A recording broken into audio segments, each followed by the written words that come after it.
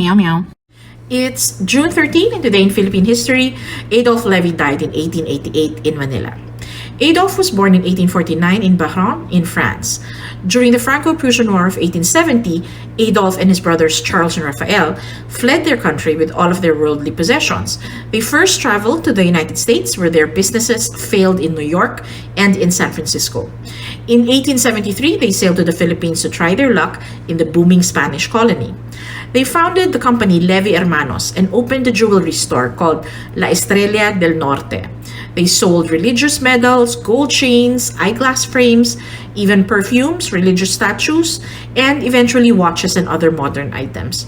They opened their first store in Iloilo before expanding to Manila, Lipa, even Hong Kong and Shanghai. The business of Adolphe Levy and his brothers catered to the rich.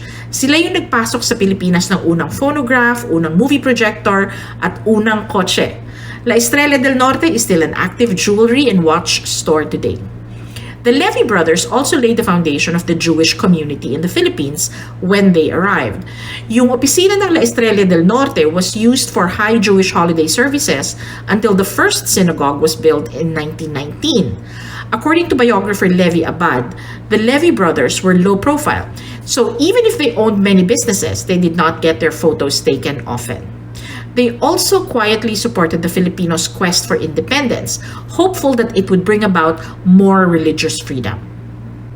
Adolphe Levy died in 1888 at the age of 38. Bata pa siya, but his legacy lived on in his siblings who continued the business, building decades of investment and goodwill. Unfortunately, his brother's descendants left the Philippines around the 1960s. Adolphe's descendants are still here. Adolphe had a daughter Mercedes and a son Francisco.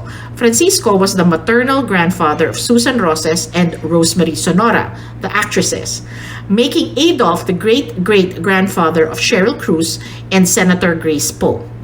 The Levy brothers started out as refugees to become successful businessmen all in one decade.